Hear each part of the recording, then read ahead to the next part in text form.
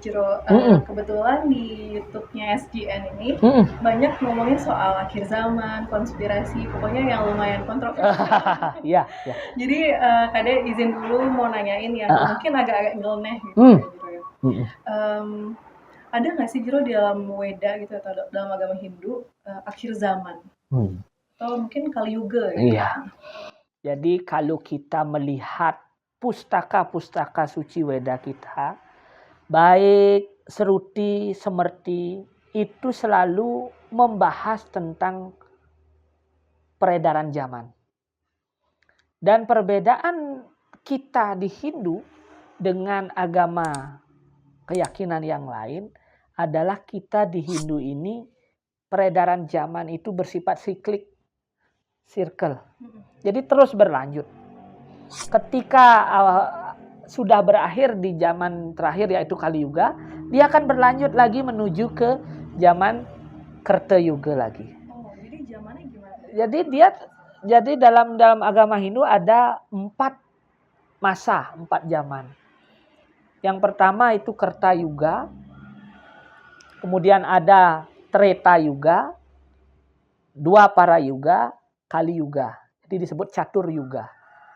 Masing-masing yuga ini umurnya beda-beda. Kalau Kerta Yuga umurnya sebanyak 4.000 tahun dewa. Bukan tahun manusia. Satu tahun dewa itu sama dengan 4 juta tahun manusia. 4 juta sekian manusia. Ini ada perhitungannya karena perhitungan zaman di Hindu itu detail sekali. Nah, jadi itu baru 1 tahun dewa saja itu 4 juta tahun manusia. Ini 4.000 tahun dewa. Berapa itu? Nah, setelah Kerta, Treta. Kerta ini zaman yang sangat kebaikan itu 100%. Semua orang itu baik. Tapi jumlahnya terbatas manusia itu. Tapi udah ada manusia. Sudah ada manusia. Dan tidak ada orang berpikiran jahat. Bahkan manusia biasa ke alam dewa, dewa biasa ke alam manusia. Dan tidak ada raksasa, tidak ada hantu, tidak ada semua Tuhan, semua dewa, semua baik-baik saja dunia ini. Tetapi karena semua baik-baik, ada orang yang mulai dia tidak di jalannya, mulai keluar jalur. Mulailah ada zaman yang kedua, Treta Yuga. Akhir zaman, Kerta Yuga berakhir, nyambung ke Treta Yuga, dia akan diakhiri dengan Pralaya. Jadi penciptaan atau disebut dengan Sresti. Penciptaan alam semesta ini disebut dengan Sresti. Kemudian Swastika, peredaran zaman. Terakhir adalah Pralaya, kiamat.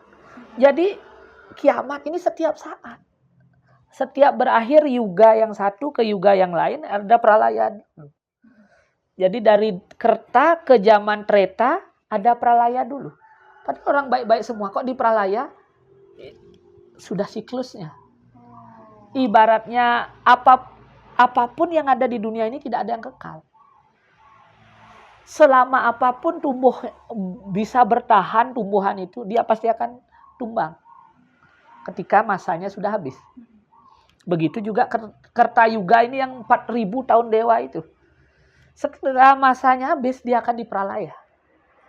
Maka masuk ke zaman yang baru disebut dengan Treta Yuga. Saat Treta Yuga ini mulailah orang itu berbuat jahat. Kebaikan 75%, 25%-nya keburukan. Musuh itu sudah ada musuh, ada orang jahat. Tapi dia masih jauh dari manusia, tidak di alam manusia. Sudah ada muncul alam raksasa. Alam hantu itu mulai tercipta. Beda dimensi. Inilah yang ingin menyerang kehidupan manusia. Kemudian Pralaya lagi, kiamat lagi. Muncul Dwapara. Dwapara ini kebaikan dan keburukan 50%, 50%. Musuh itu tidak ada di dimensi lain lagi. Sudah masuk ke dimensi manusia. sudah ada di dalam diri, di sekitar kita. Sudah berhadapan. Itu dua para yuga. Bahkan musuh itu ada di dalam keluarga. Ini dua para yuga ini sudah di zaman dibuktikan di zaman Mahabharata. Jadi musuh itu ada di dalam keluarga. Mereka ribut antara keluarga sendiri. Artinya musuhnya sudah sangat dekat sekali. Akhirnya pralaya. Seluruh keturunan Barata itu hancur. Seluruh di zaman itu hancur, diterjang oleh laut yang naik. Air laut naik. Kan itu zaman Pleistocene itu, zaman mencairnya kutub itu. Maka hilang semua peradaban itu. Masuklah zaman sekarang, Kali Yuga, zaman yang terakhir keempat.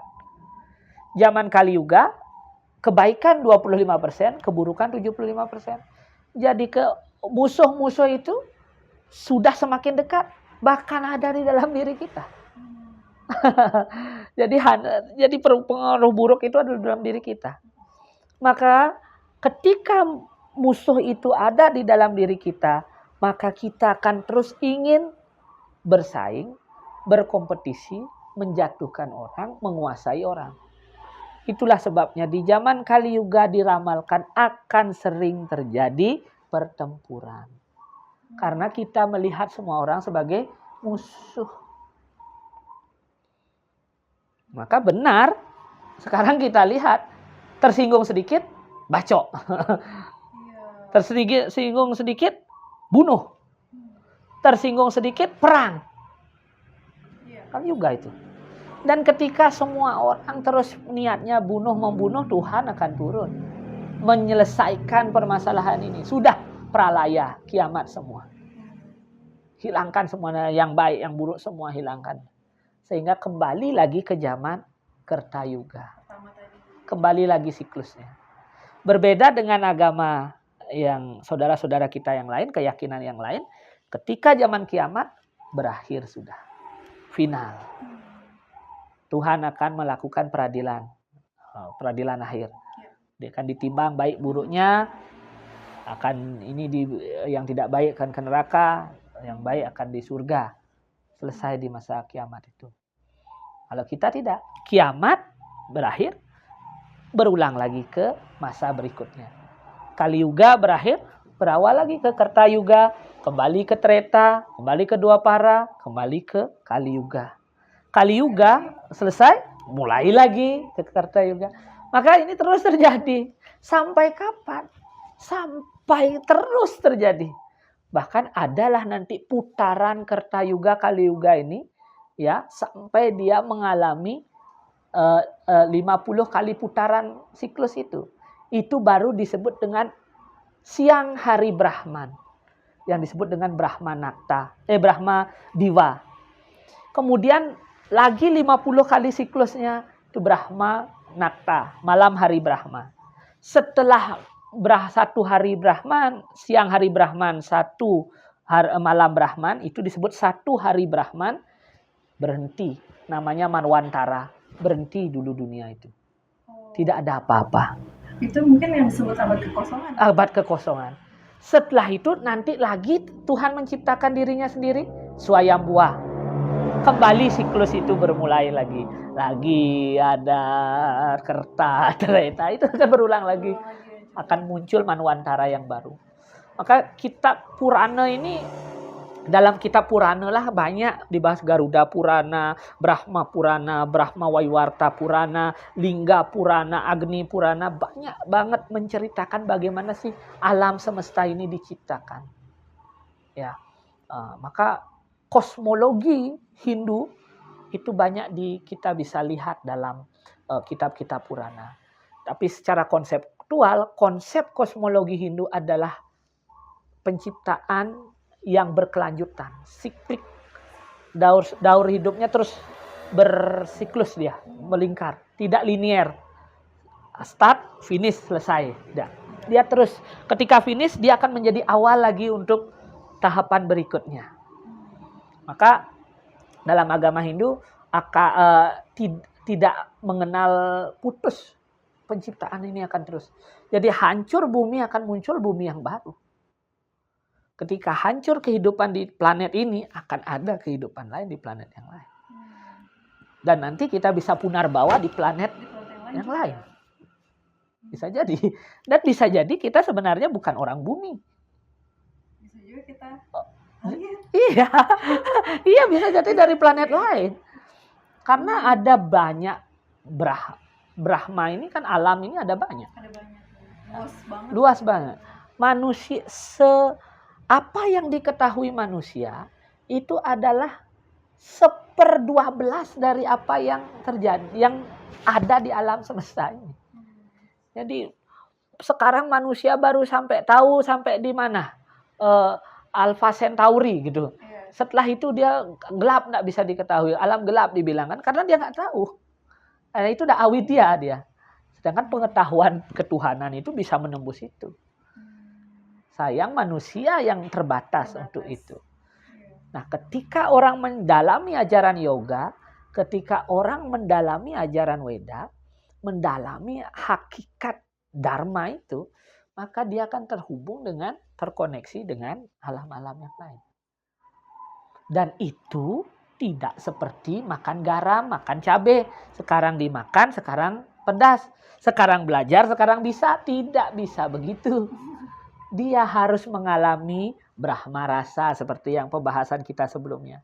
Dia harus mengalami pengalaman spiritual dulu. Dia harus mengalami Brahma Hridaya, kebangkitan spiritualnya dulu. Dan itulah caranya dia untuk mendapatkan Brahma Mukti, keyakinan, kesadaran kesemestaan itu. Ketika orang mencapai di tahapan kesadaran kesemestaan, kemanapun dia pergi dia tidak pernah takut. Kematian datang dia tidak pernah takut. Semua orang yang dia hadapi adalah sama. Seperti yang saya katakan tadi. Maka para maharsi ketika kemanapun beliau berjalan tidak pernah mikirin istrinya. Dia harus tinggal di mana. Dia kehujanan, kedinginan tanpa alas kaki. Kan begitu. Karena dia ada berjalan di bumi yang sama. Dia kemanapun tidak takut. Begitu. Jadi kalau kita masih, saya punya kesaktian begini, kesaktian itu. Bagi yang sakti, monggo. Tapi bukan berarti saya tidak percaya dengan orang-orang yang sakti itu. Tidak. Saya percaya, saya meyakini itu, silakan. Tetapi orang yang berspiritual, dia akan bebas dari unsur kesaktian-kesaktian itu. Dia akan lebih fokus ke bagaimana proses dia untuk pendakian spiritualnya dia. Dia akan silent, biasanya begitu. Orang-orang yang berspiritual yang saya lihat, guru-guru saya, dan cerita-cerita dalam Mahabharata, Ramayana, orang-orang yang sudah sampai ke Brahma Hridaya itu, kebangkitan spiritual, dia orangnya silent. Gak kelihatan. Bahkan orang-orang gak tahu. Bahkan ini siapa ini kok gini gitu. Tapi setelah dia ditanya, setelah beliau menjelaskan, iya, pengetahuannya dalam sekali. Itu maka dalam sastra-sastra suci kita itu, orang yang berpengetahuan tidak dilihat dari apa busana yang dia pakai. Dua, dia tidak dilihat dari keturunannya dia dari siapa, tidak. Tapi dilihat dari perilakunya. Maka orang yang mencapai Brahma Hridaya perilakunya gimana? Kalau perilakunya masih aneh-aneh, tanda tanya. Ini kenapa ini gitu. Makanya iya. Maka ada orang bilang antara ngiring dan miring itu artinya yang mengaku spiritual dengan orang yang miring gangguan ini 11-12 gitu. Maka di zaman Kali Yuga ini memang seperti kembali lagi ke ciri zaman itu, zaman Kali Yuga itu akan muncul banyak brahmana palsu yang mengaku diri brahmana itu banyak, yang mengaku diri orang suci juga banyak, yang mengaku diri sakti juga banyak. Padahal itu hanya tipu muslihat melalui sulap dan lain sebagainya. Maka dalam kitab Niti Sastra disebut yan tekaning yugante kali tanhana mangluihing mahedana. Ketika zaman Kali datang, tidak ada yang lebih mulia dari orang yang kaya. Maka orang kaya itu dianggap yang paling didewakan sekarang zaman Kali Yuga ini. Semuanya dilihat dari uang. Dari uang. Semua diukur dari uang. Oh, dia itu hebat karena uangnya banyak. Oh, hebat. Iya. Maka disebutkan lagi lanjutannya, orang yang berpendidikan, orang yang baik, orang ini kalah dengan orang yang punya uang banyak. Itu. Jadi mangayap ri sang Mahodana. Semua sang Daniswara, mangayap ri sang Daniswara, semua menghormat, menghamba pada orang-orang yang kaya. Zaman Kali Yuga ini. Ajaran-ajaran agama, ajaran-ajaran yang disakralkan, segala-segala yang disucikan sudah tidak dihiraukan lagi, diabaikan. Jadi pura itu tidak disakralkan lagi. Bebaslah di pura, ngapain saja bisa. Di tempat suci tidak ngomongkan dharma lagi, dijadikan untuk tempat ngomongin hal-hal yang tidak baik, melakukan hal-hal yang tidak baik. Sudah ada tidak yakin lagi dengan ajaran-ajaran kebenaran. Yang diyakini adalah ajaran-ajaran lain. Bahkan muncul ajaran-ajaran baru yang menganggap dirinya lebih sempurna daripada ajaran-ajaran sebelumnya dan menjanjikan mencapai surga. Maka banyaklah orang-orang yang mengaku ahli surga. Padahal dirinya belum pernah ke surga. Baru dapat mimpi saja pernah ke surga. Zaman Kali Yuga. Itu ciri zaman itu. Dan terakhir adalah ciri zaman Kali Yuga ini. Ciri-ciri kiamat ini. Kiamat pralaya berikutnya adalah anak berani kepada orang tuanya. Sudah tidak ada etika lagi. Orang yang umurnya lebih muda sudah berani melawan orang lebih tua. Sudah ikatan keluarga itu sudah tidak jelas. Maka ini saudara apa sudah tidak tahu ini dia bersaudara atau tidak. Semakin tidak jelas. Itulah zaman Kali Yuga. Dan ketika zaman Kali Yuga ini datang, Tuhan memberikan cara mudah juga untuk melindungi dirinya sebenarnya. Maka kalau di zaman dalam Manawa Dharma Sastra disebutkan kalau zaman dulu Kertayuga orang harus bertapa ribuan tahun untuk bisa mencapai kesadaran pada Tuhan. Baru diterima doanya pada Tuhan. Harus bertapa 1000 tahun dulu baru diterima doanya pada Tuhan. Tetapi di zaman Kali Yuga dengan Anda kusuk memuja saya walaupun hanya 5 menit saya terima. Dengan kekusukan, fokus, tidak pikirin apa-apa. Itu sudah diterima. Dan di zaman Kali Yuga ini, dengan membantu sesama atau berdana punya, itu sudah sama kualitasnya dengan orang yang melakukan tapa 1000 tahun di zaman Kertayuga. Pahalanya. Maka di zaman Kali Yuga ini, yang penting itu adalah membantu dan bisa menolong sesama hidup. Karena tekanan hidup di zaman Kali Yuga ini akan sangat banyak. Sangat berat. Ya? Sangat berat. Maka ketika kita bisa membantu seseorang walaupun kecil, itu pahalanya sama dengan orang bertapa ribuan tahun di zaman Kertayuga.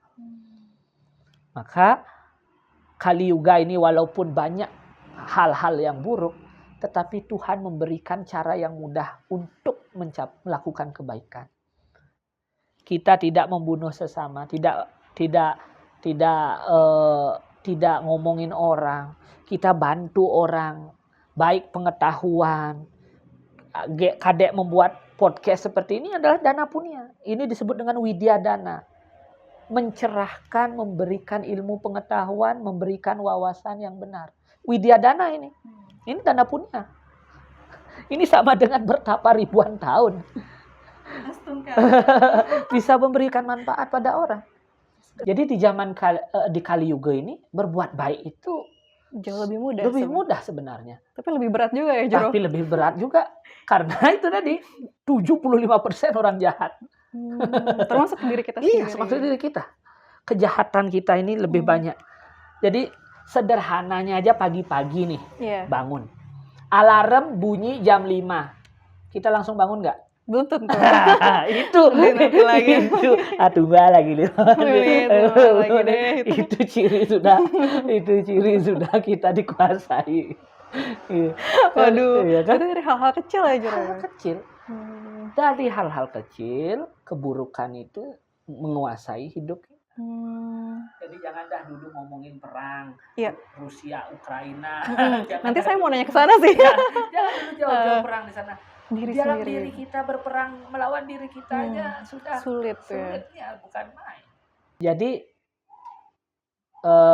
di zaman Kali Yuga ini berbuat baik itu sangat mudah, tantangannya sangat berat. Sangat berat ya. Ya kan? Sangat berat. Jangankan ngomong perang di antar negara. Perang dengan diri kita saja sudah sulitnya setengah mati. Iya kan? Maka teks suci kita menyebutkan dalam Ramayana, raga di musuh mepare rihati yatong wanir tan madoh ring awak. Musuh kita itu ya, keinginan, nafsu dan segalanya itu adalah musuh dalam diri kita yang sebenarnya. Hawa nafsu itu, ego dalam itu adalah musuh yang ini. Semua itu tidak ada di luar, itu semua sangat dekat. Musuh itu sangat dekat. Di dalam diri kita lah tempatnya. Maka diri kita sebenarnya musuh kita. Dan kawan kita adalah diri kita juga. Maka ketika kita bisa memenangkan diri kita, saat itu kita bisa memenangkan dunia sebenarnya. Makanya kalau zaman sekarang tuh anak-anak tuh ada mental health issue, ya kan? Berarti dia melawan dirinya sendiri ya. Iya. Karena mungkin emang hidup zaman sekarang tuh sulit ya. Sulit, betul.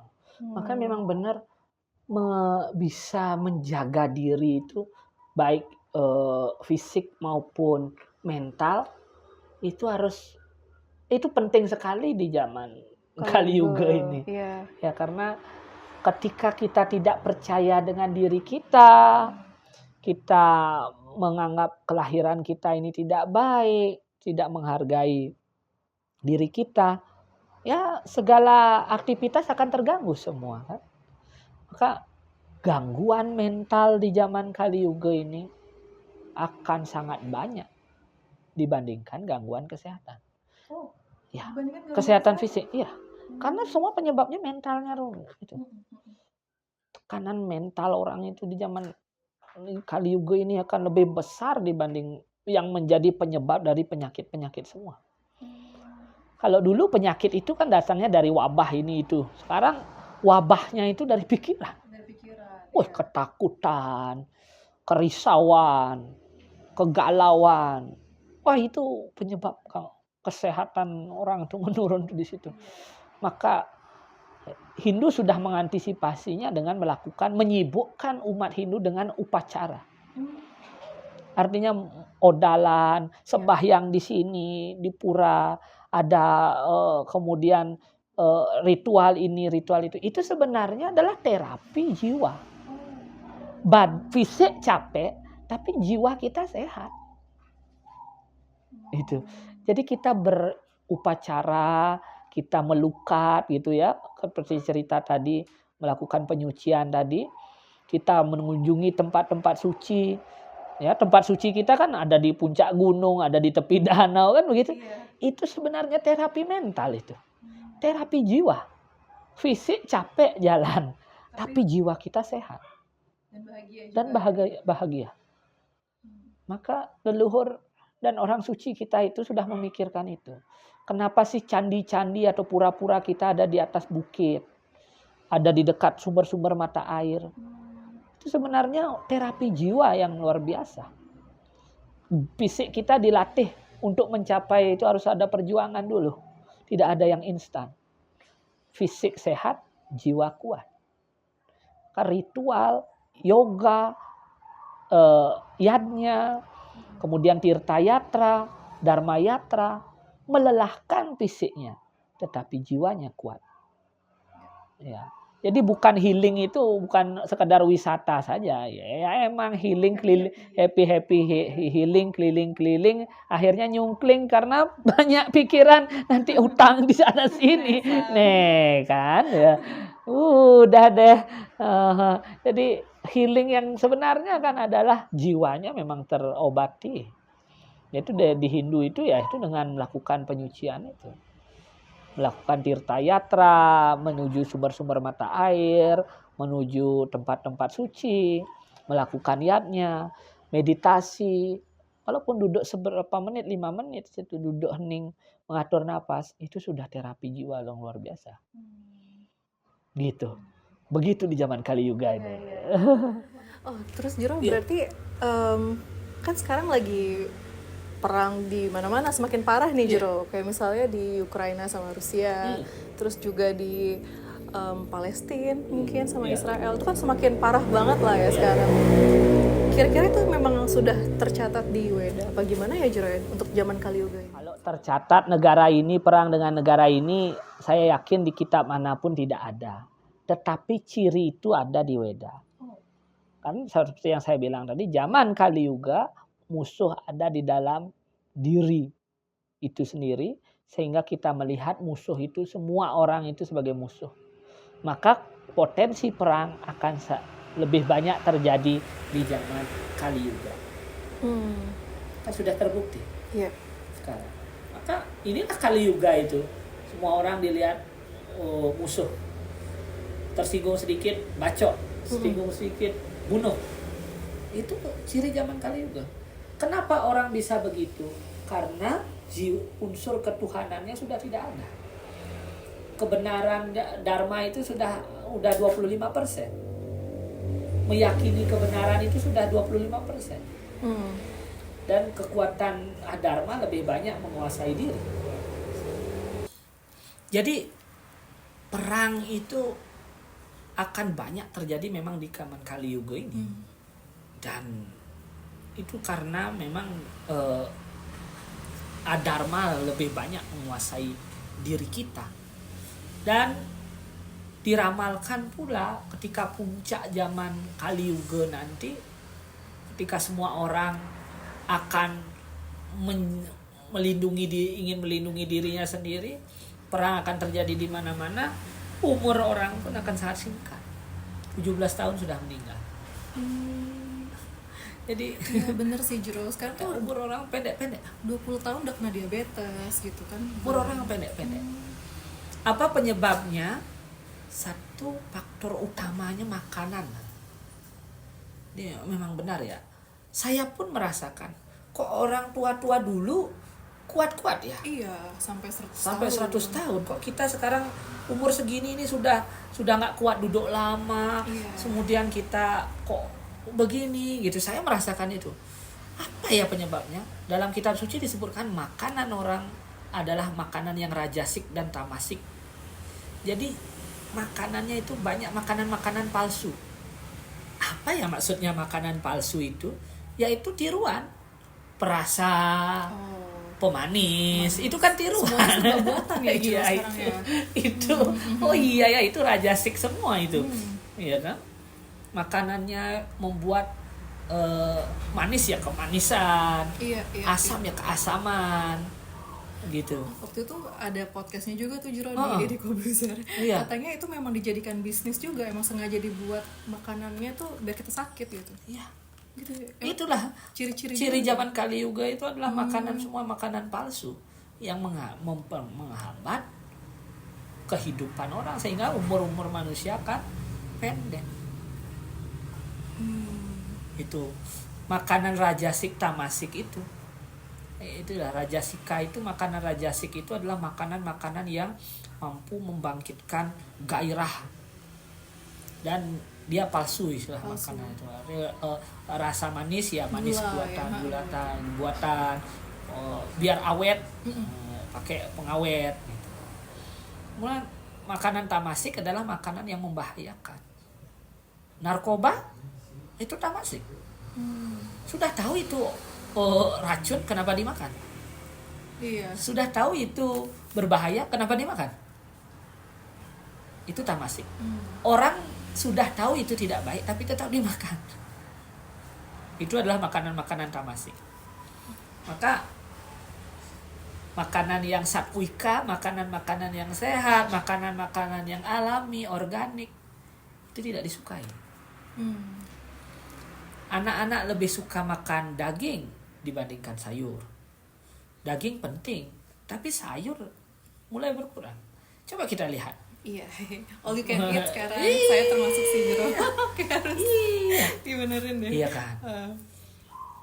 Kemudian makanan-makanan instan Iya. lebih digemari dibandingkan makanan-makanan yang diolah. Dipanaskan oleh kompor gitu, dimasak gitulah istilahnya. Iya. Kalau instan itu kan ya cukup air panas selesai. Selesai. Cuma rasanya lebih Enak. Itu dah rasa Raja Sika itu dia mau mengelabui indera kita. Makanan misalnya kalau jajan Bali itu, jajan tradisional kita.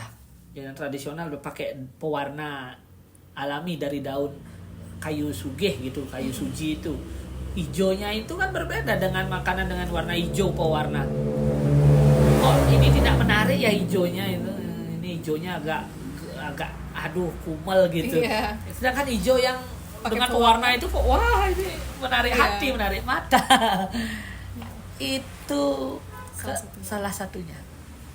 Jadi Kali Yuga ini banyak makanan palsu yang menyebabkan umur manusia itu berkurang. Pendek. Sehingga puncak Kali Yuga nanti 17 tahun umur manusia itu paling panjang. Tuh. 17 tahun kita baru SMA udah selesai. Sudah selesai. Dan bahkan di zaman Kali Yuga ini diramalkan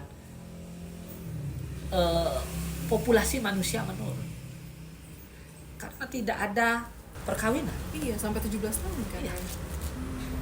Tapi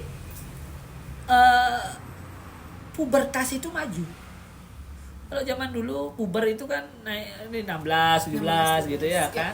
Atau umur belasan lah ya. Ini sekarang makin maju. Bisa jadi 2 tahun sudah puber dia. Karena mental Ponakan saya. mental orang sekarang itu sudah mereka mereka didewasakan sebelum waktunya. Iya. Tetapi jiwanya belum dewasa. Iya.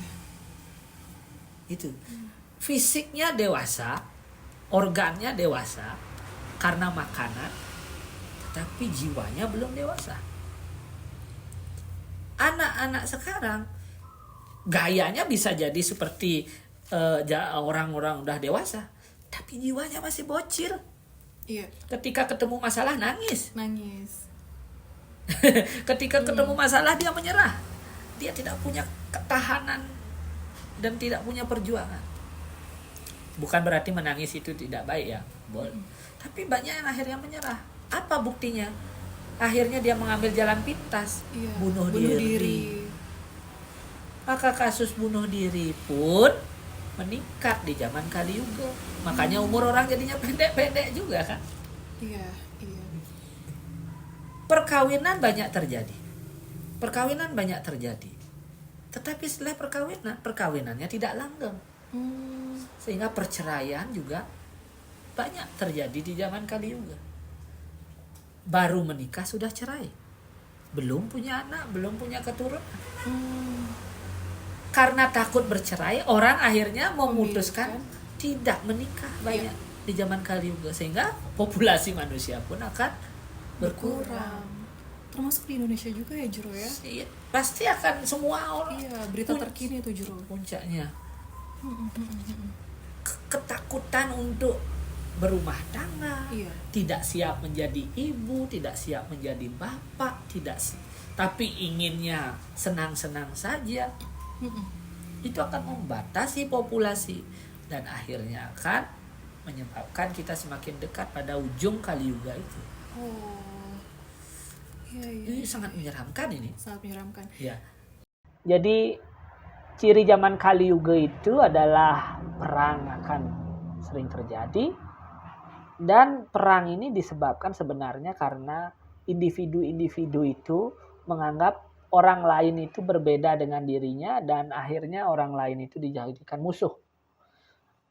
Kebencian tersebar di mana-mana, orang lain dianggap musuh dan akhirnya populasi manusia pun berkurang akibat dari pertempuran maupun dia yang tidak mau berinteraksi dengan orang lain.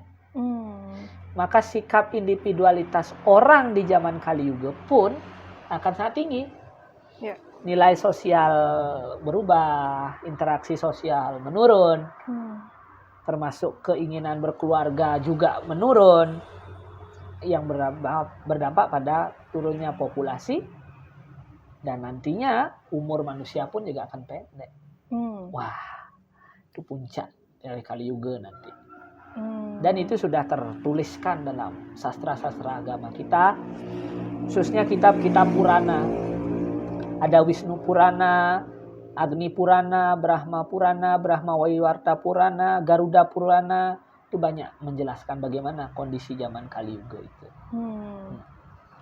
Terus Jero, kalau misalnya di zaman Kali Yuga ini ada nggak sih peran dari mungkin dewa-dewa atau ya awatara mungkin yang akan mempengaruhi zaman Kali Yuga misalnya?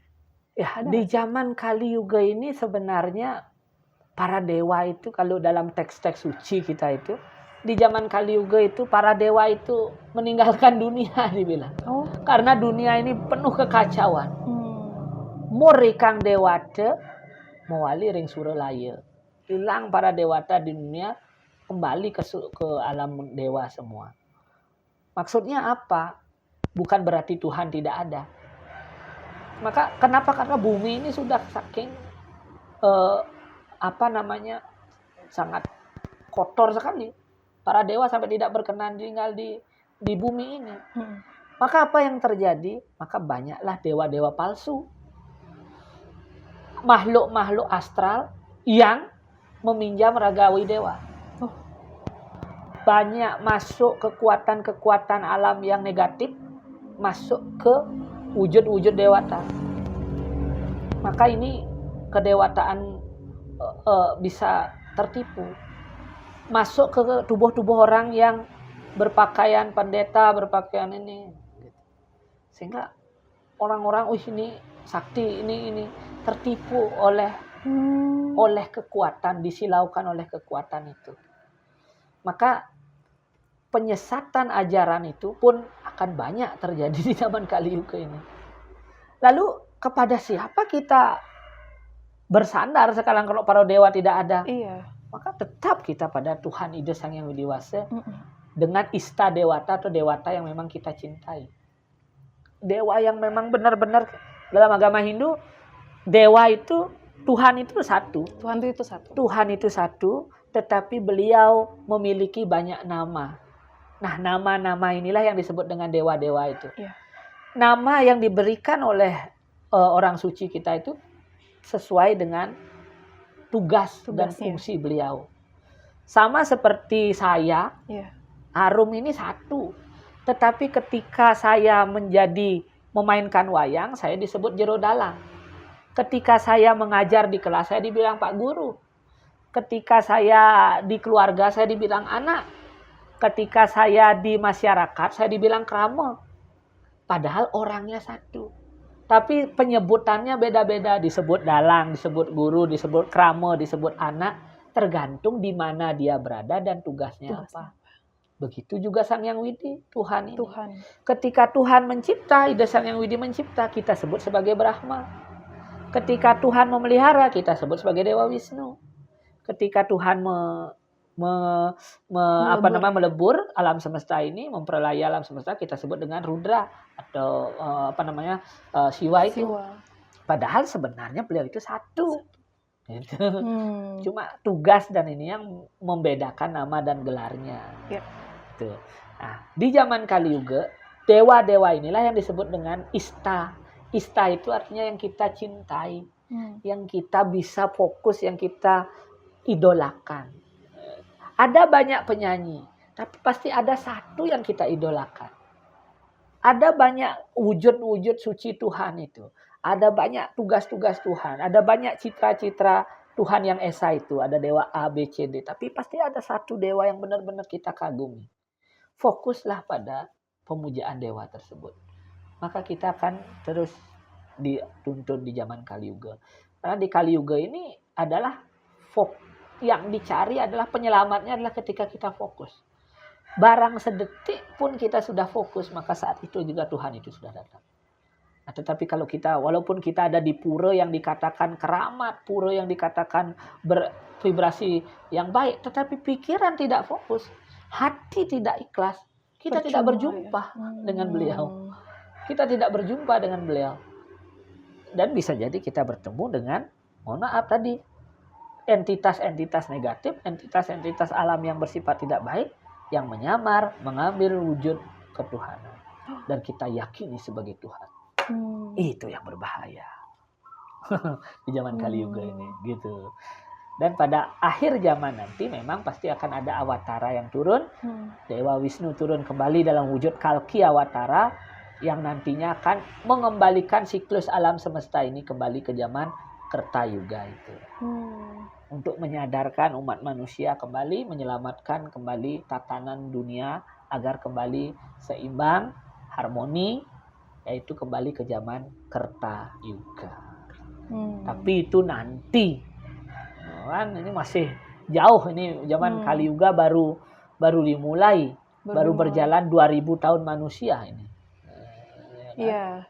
Ya, karena Kali Yuga diyakini dimulai saat Raja Parikesit naik tahta, saat Buddha turun ke dunia.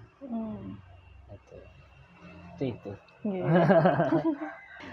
Jero, ada nggak sih persiapan khusus mungkin yang bisa kita pegang lah untuk diri sendiri mungkin di zaman Kali Yuga? Maka dalam sastra suci kita menyebutkan, dalam kitab-kitab Weda disebutkan, untuk menghadapi zaman Kali Yuga ini seperti yang saya katakan tadi, tantangannya berat, tapi cara kemudahan itu sangat banyak.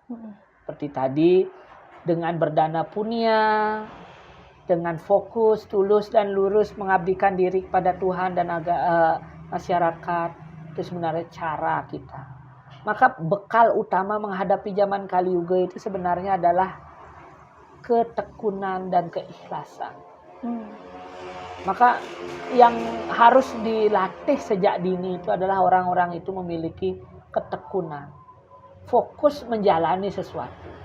Karena zaman Kali Yuga ini kan pikiran orang itu akan bercabang-cabang, ingin ini dan itu, mau ini dan mau sulit itu. Fokus ya, iya, sulit fokus. Maka sebenarnya ketika kalau kita tidak punya sikap fokus dan tekun, ya gimana cara memuja Tuhan yang benar? Maka kekuatan yang harus kita siapkan di zaman Kali Yuga itu adalah melatih fokus dan ketekunan kita. Setelah itu barulah kita melatih diri kita untuk mencintai sesama, mencintai lingkungan kita. Karena itu adalah bagian dari orang itu mau berdana punya itu. Karena zaman Kali Yuga kan adalah utama, yang utama adalah dana punya itu. Bagaimana kita bisa membantu orang baik dengan tenaga, harta, materi maupun pengetahuan, termasuk perhatian kita. Jadi banyak, jadi 1000 tahun tapa yang tadi saya bilang, orang-orang di zaman Kertayuga perlu bertahun-tahun untuk bertapa, 1000 tahun untuk bertapa. Itu sama pahalanya dengan orang berdana punya di zaman Kali Yuga. Maka siapkan diri Anda untuk fokus, tekun, dan memiliki rasa welas asih. Itu akan membuat kita kuat dan siap menghadapi zaman Kali Yuga ini. Maka ada cerita Ramayana yang benar-benar menginspirasi, yang dipesankan kepada saya dari kakek saya itu. Adalah orang di zaman Kali Yuga ini sama seperti Sang Wibisana. Jadi Wibisana ini adalah saudaranya itu raksasa. Saudaranya Rahwana, Kumbakarna, Surpanaka. Kakeknya, orang tuanya raksasa, kakeknya raksasa, masyarakatnya, rakyatnya raksasa. Lingkungannya semua raksasa. Tetapi Wibisana tetap teguh menjalankan dharma. Ketika semua makan, bunuh-membunuh, dia tidak ikut. Ketika semua memusuhi Rama, semua keluarga memusuhi Rama, tapi Wibisana membela Rama. Karena Rama ada di jalan kebenaran. Kitalah sekarang ini orang-orang di zaman Kali Yuga ini, walaupun lingkungan kita itu banyak orang-orang jahat, lingkungan kita semua persepsinya lain, beda pandangan dan perspektif hidupnya. Kita jangan mudah terombang-ambing dan terikut arus itu. Karena kita ada di jalan Dharma, agama Hindu, dengan serada kita keyakinan. Tetap teguh lalui jalan itu. Tetap teguh lurus untuk melakoni jalan itu. Maka kita akan terselamatkan. Seperti Sang Wibisana. Maka dalam Itihasa itu, Ramayana itu, kita banyak belajar tentang persiapan menghadapi zaman Kali Yuga itu. Gitu, Kade. Ya. Suksma Jero, Iya. luar biasa banget. Mungkin ini pertanyaan terakhir dan agak personal Jero. Iya. Apa sih sebenarnya life goal dari Jero Arum ini? Soalnya kalau saya lihat kayaknya banyak pengorbanan untuk masyarakat mungkin, dan mungkin juga agama dan segala macam. Apa sih sebenarnya tujuan hidupnya Jero Arum? Saya ingin mempertanggungjawabkan nama saya, yaitu Arum Gunawan. Gunawan itu satu, orang yang berpengetahuan dan bisa bermanfaat bagi masyarakat. Ya, saya mempertanggungjawabkan nama yang diberikan dan melekat pada diri saya. Mudah-mudahan kehadiran saya itu bisa bermanfaat bagi masyarakat dan saya tidak menjadi sampah masyarakat, itu aja sih. Artinya saya tidak menjadi penghambat di masyarakat, saya tidak menjadi hal yang tidak baik di masyarakat. Setidaknya saya bisa bermanfaat dan berguna saja, saya sudah bersyukur. Saya tidak ingin menjadi pendeta, menjadi perando, jadi empu, jadi begawan, ya tidak. Saya tidak. Saya ingin jadi orang yang memang bisa berkesenian. Saya bersyukur sekali bisa jadi dalang. Saya berkesenian dapat, mengajar agama saya dapat, membantu orang secara spiritual juga saya dapat. Jadi mungkin 3 hal ini akan menjadi obat menurut saya. Akan jadi obat di zaman Kali Yuga ini juga. Punya jiwa seni, punya pengetahuan yang benar, dan punya spiritual yang baik. 3 hal ini yang ingin saya kembangkan dalam diri saya, yang nantinya saya abdikan pada masyarakat. Mungkin seperti itu deh. Ya, mari kita bersama-sama berjuang. Ya. Saya yakin juga yang nonton pasti dapat banyak manfaat, insight yang mungkin bisa membantu banyak orang juga Jero. Astungkara Wigenamasya. Ya. Kalau gitu terima kasih waktunya Jero Ampura. Kalau misalnya saya banyak salah nanya atau salah berkata-kata. Tidak apa, sama-sama. Dan terima kasih juga untuk yang nonton. Jangan lupa untuk like, comment, and subscribe.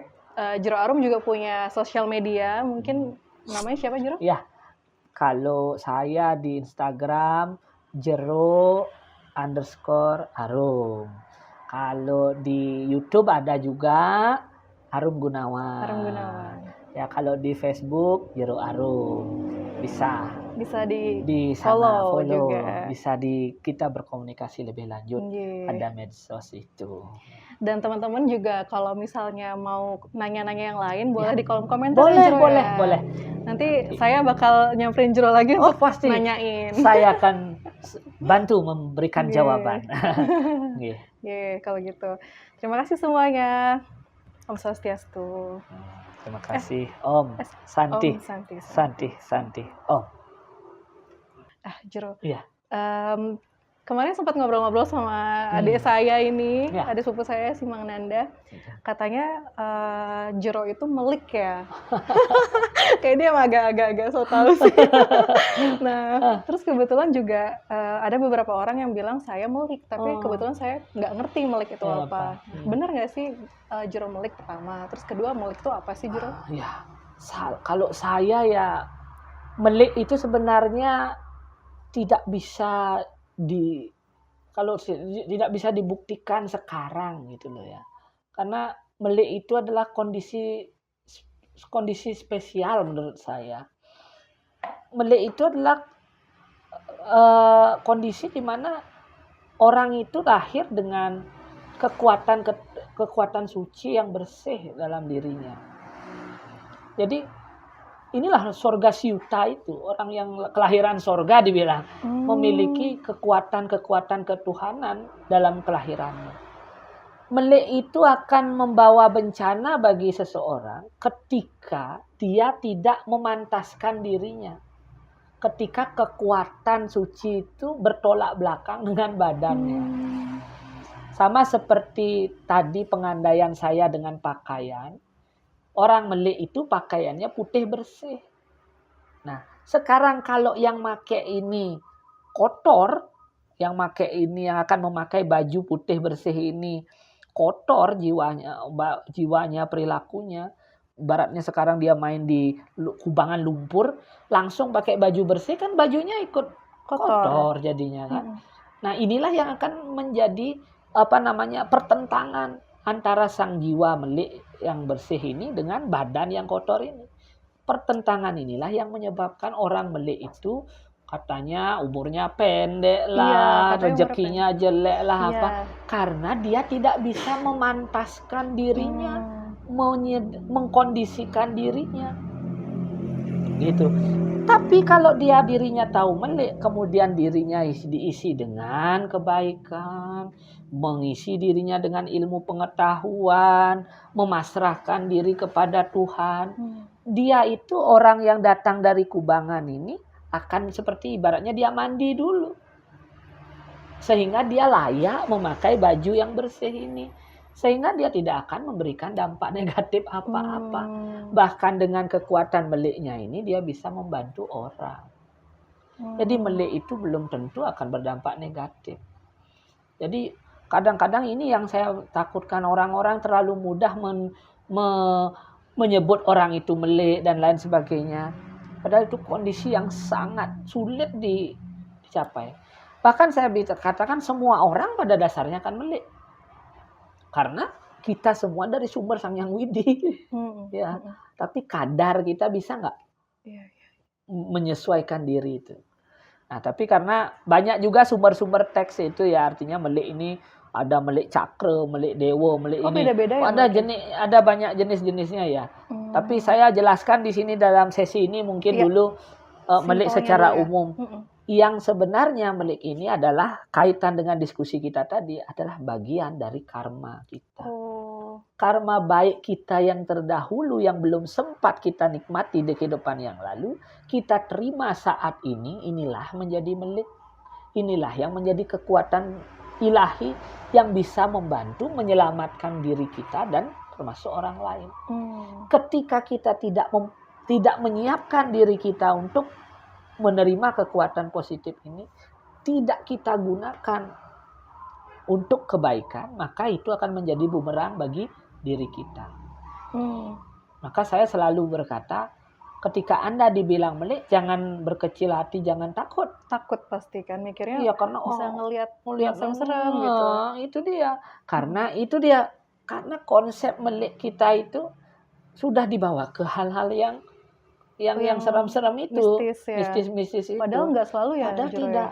Kalau kita mau bicara ini dengan ranah karma, jalan karma, maka melek itu adalah kekuatan positif yang harusnya kita syukuri, dan kita harus mempertanggungjawabkan kekuatan itu dengan berbuat baik, menyucikan diri, menguatkan diri kita dengan ajaran serada bakti dan agama kita, dan astungkara kita akan selalu dituntun. Itu. Nanti mungkin ada sesi ya khusus ya. Melek khusus itu dari perspektif macam-macam kita akan bahas.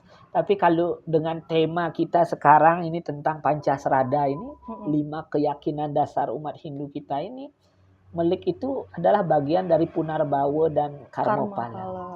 Yang bersumber dari ajaran Karmapala yang akhirnya diterima saat Punarbawa.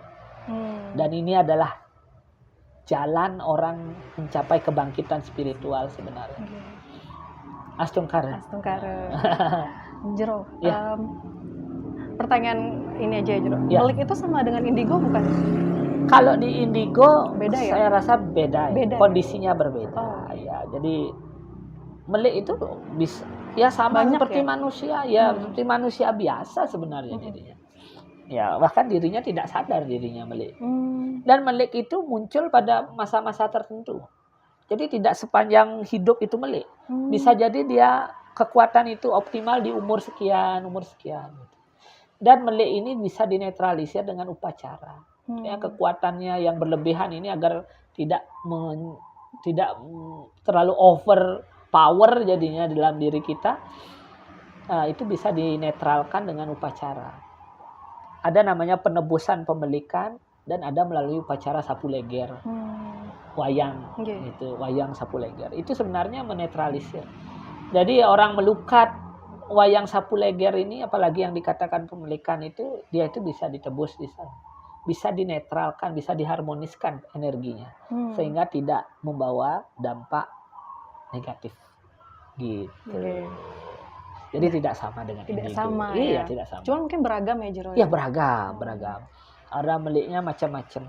Ya, jadi ada yang memang meliknya itu bisa melihat, ada yang melik itu ya hanya mendengar, ada yang memang pengetahuan gitu. Jadi banyak jenis pemelikan itu. Oke. Iya.